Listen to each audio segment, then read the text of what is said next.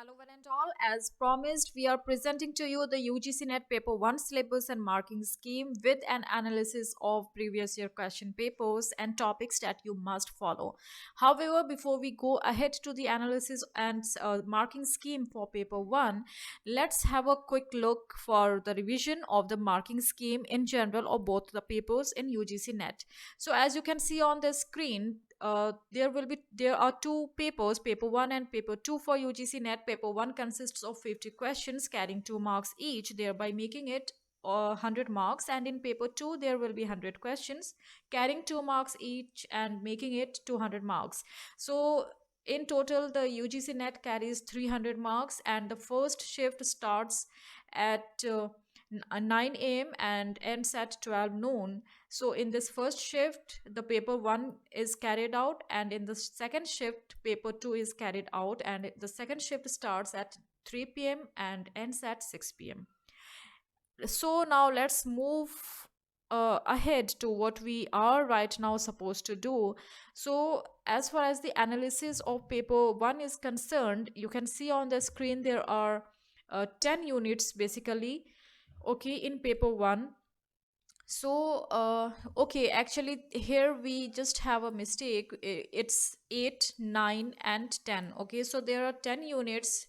The first unit is teaching aptitude. In teaching aptitude there are certain questions which are very important, and most of the questions are asked from the learner's point of view rather than the teacher's point of view. Okay, so your answer should be directed and focused more towards the learner's perspective rather than the teacher's perspective. Okay, because the whole focus or the aim of teaching learning process is the development and the well-being or the benefit of the learners. Okay, so as teachers, since this makes you eligible for higher education faculty members or assistant professor entry, so you must be able to understand what are the different methods which can be applied as far as teaching aptitude is concerned for the learner centric classroom or for learner centric teaching learning process. So in teaching aptitude, after NEP 2020, this has become very important, and as well as this last unit is also very important. So in first unit teaching aptitude, there can be questions such as which one of the following is not the right approach in a teacher centric in a learner centric classroom. Okay, so there can be different options such as holding a group discussion, giving home assignments to the students, and being very strict with the students when they ask questions, and none of the above. Okay, so your answer can be the option C, being very strict with the students when they ask questions, because group discussion is a part and parcel, is very important method and tool for teaching in a learner centric classroom. Okay, then giving home assignment or self homework, it engages the students in the activities as far as the syllabus or any subject is concerned. So the third or the C option, in which the teacher, the option says that you as a teacher would be very strict when or very rude when the students ask questions. So this is not the correct tool for a teacher or for the teaching learning process. Then there can be questions such as, according to NEP 2020, which one of the following is not the best teaching practice. Okay, so there can be different options such as teaching the students in foreign languages, teaching the students in vernacular or their mother tongue, or regional languages, and things like that. Usage of ICT, information and communication technology, is not good for classrooms. These types of questions can be there. So usage of ICT or information and communication technology is actually one of the best methods or tools for classroom teaching. Therefore we have this unit 8 ICT for UGC-NET also. Then comes the teaching aptitude part. In teaching aptitude, don't forget to remember two things. Number one, the chronology for conducting a research, and number two, the ethical paradigms of research.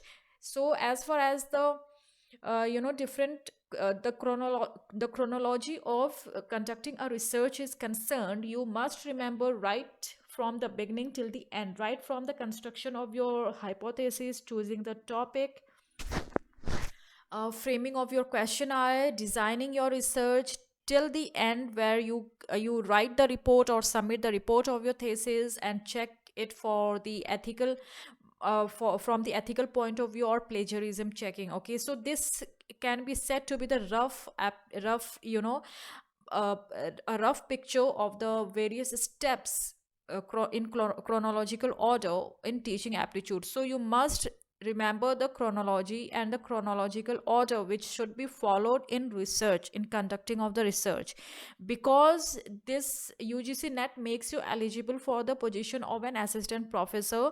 So an assistant professor or any other faculty member in the higher studies is expected to be not just a good teacher but also a good researcher. Okay, then second, most important and potential question can be from research aptitude unit 2. It can be like, which one of the following is not a concern, not an ethical concern for research. Okay, so if there is a question like which one of the following is not an ethical concern for research, then there can be options such as plagiarism, copying from some other author's text or research paper. Number 3, not citing the websites from where you are quoting. And number 4, option can be anything like none of the above, or whatever is there. So all of these three options are actually the ethical concerns of your paper. Okay, however, picking up your research topic and having a group discussion with your peer group, okay, this can be one of the options in your exam for UGC net under unit 2. So if this option is there, then there is nothing wrong in it, and it is not at all an ethical concern if you are holding a group discussion or a pre-submission seminar of your thesis or research work before its final submission, because group discussion is a healthy practice in teaching as well as in research domain. Then we have unit 3, which is called reading comprehension. This is very important, but also at the same time, most of the aspirants of UGC net ignore this paper, thinking that they will get one prose or any poetry and they will easily answer. But it does not happen in that manner. They spend lots of time during the examination in the examination hall trying to solve the questions. But it has been seen in the past net papers that the students come back and say the reading comprehension was very confusing. So in order to avoid such chaos and confusion in the examination, because you can't do experiments during the examination, okay, make sure that you practice the reading comprehension part from previous year UGC net questions, or you ask your experts or your teachers, your guide, whosoever is guiding you, to make you practice this as much as possible. Do not forget antonyms and synonyms, and always read the piece of paragraph or the poem given in your question paper, not from the reader's perspective but from the author's perspective. There will not be any question in UGC net, what do you think about the passage as a reader, or uh, what do you think about this particular word as a reader. No, there will be question, what do you think the author means by using this word in the above passage or poem, or what do you think this line means from the above poem, given poem, or this, and what do you think this phrase means from the above passage. So the author centric questions will be asked, so you need to read it from the author's perspective. If you are asked to give a title, what according to you can be the best title for the for the given piece of poem, then you need to think not from your own personal perspective but from the perspective of the author. Okay, then we have communication. There are different tools of communication. However, the first and foremost thing which we need to remember as the aspirants of UGC-NET is that you must know the two different types of communication. First of all, that is verbal and non-verbal. The second can be the various types of communications based on organization, that is the hierarchical communication and non-hierarchical communication. Then the third important thing uh, can be communication tools, okay, and communication barriers. So as far as communication barriers are concerned, then it is not just our concern, but it is actually also the concern of UGC net and all other examinations per se. As far as this unit is concerned, communication barrier is or communication gap is a huge concern in the field of communication studies, right? So which one of the following is not a communication barrier? There can be such a question, okay? Or which one of the following do you think is a potential communication barrier? So there will be such questions from this unit. Then do not forget to remember certain theorists of communications, such as Weber's you know that whole diagram made by Weber's and Shannon's diagram of communication, or the theories of communication, okay? Because there can be a question, which one of the following is not a step in the communication process, okay? So there is the sender of the message, then there is the message sender or encoder of the message, there is the message, there is then the transmission of the message. So you need a channel to transmit the message. Then you have the receiver of the message, who also acts as the decoder of the message, okay, or receives the message. Now the message, the communication process of the message does not end here, because there must be a reply or a feedback in an ideal communication environment, okay, according to Shannon and Weber's theory of communication. There can be other theorists as well, which we'll discuss later on, but in our offline classes we are already reading them. Then we have units 5th, 6th and 7th, based on reasoning, logical reasoning and data interpretation. So for units 5th and 6th, it is best to take some time for practice at home before the examination, so that you can save your time and solve the questions with accuracy, okay? So you need to be fast and accurate at the same time. Then in data interpretation, there can be a pie chart given, or a flow chart, or a graph, from which you may get questions such as 4 to 5 questions, okay? So this is why I'm saying that uh, these three need practice at home for efficiency and accuracy, okay? So you cannot leave 4 to 5 questions, so you need practice. And also this section communication, okay, section 4 or unit 4 communication, these are the things which need practice. And unit 3, okay, unit 3 reading comprehension. So comprehension also needs lots of practice. So as far as we are concerned right now with unit 7, that is data interpretation. So as far as data interpretation is concerned, you may be asked questions such as, what is the percentage of students failed in mathematics as per the above pie chart, or or as per the above graph, okay? Or compare the two pie charts given above and find out the total marks received by the class in any subject, like in English, okay? So there can be such types of questions, and there will be 4 to 5, yes, around 5 questions from this.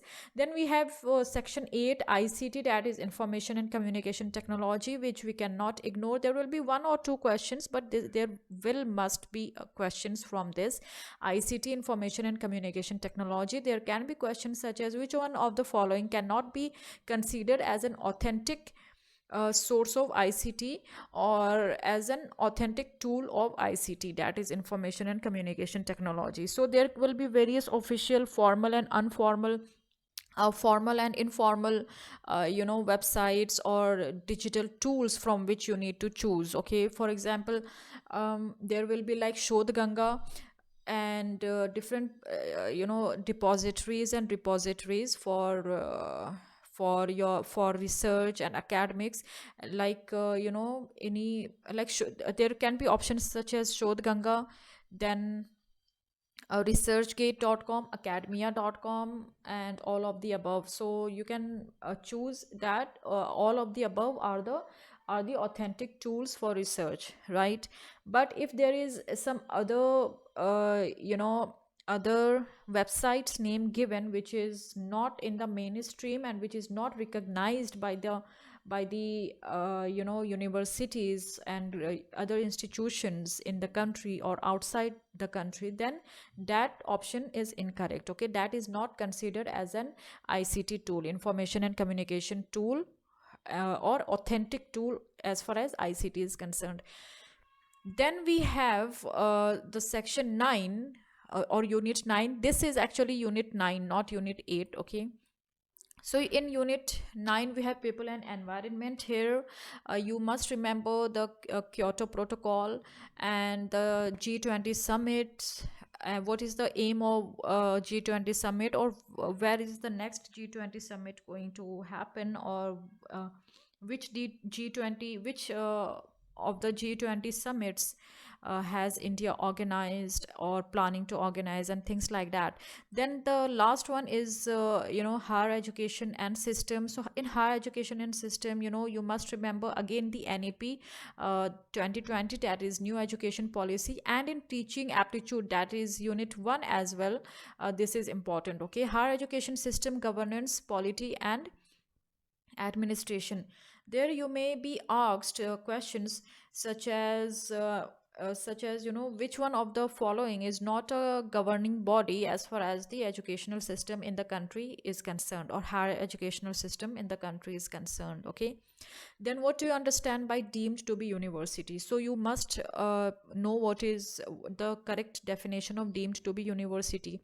Then you must know certain the names and definitions of repositories as well as the depositories. Okay, of various research and higher educational system, such as Shodh Ganga, the IIT Kanpur depository, or Digital Library of India. These are the various platforms which you must know. Then GIAN, that is GIAN. Okay, Global Initiative for Academic Excellence, means GIAN is very important. Okay, then yeah, there are Swam Prabha, and Swam Prabha is again very important for unit 9. Okay, as well as unit 1 and 2, units 1 and 2 as well. So we have one lecture on Swam Prabha and Gyan courses. That is very important because these are the backbones of ICT, information and communication technology in higher education. So here we can compare the different various units. So here you have units, this unit 8, uh yeah, sorry, this unit, information and communication technology, and this this is particularly unit 10, information and communication technology and higher education system. These two are interrelated topics. Why? Because now the point is that without information and communication technology, higher education system can lose its backbone, you can say. So Swam Prabha and Gyan, these become very important because they are the online education system of the Ministry of Education in India. Okay, or the higher educational system. They have various platforms for research and teaching. Then these three, that is reasoning, logical reasoning, and data interpretation, these three are interrelated. And this communication is also interrelated with ICT, right? Then we have, means there can be questions such as which one of the following tool is not a an authentic tool of communication. So here, in such type of a potential questions, you can see that the two are intermingling, this communication unit and ICT. Okay, then research aptitude and teaching aptitude can stand alone, but teaching aptitude is basically very much relatable with higher education system. Then we have research aptitude. So this is the, detailed analysis of paper 1. For more queries and questions, you can always WhatsApp us on our helpline number, or send us your queries through emails. Okay, in our offline batches we have started the classes for preparation. So see you in the next lectures. Hope that you will get in touch. Bye bye, take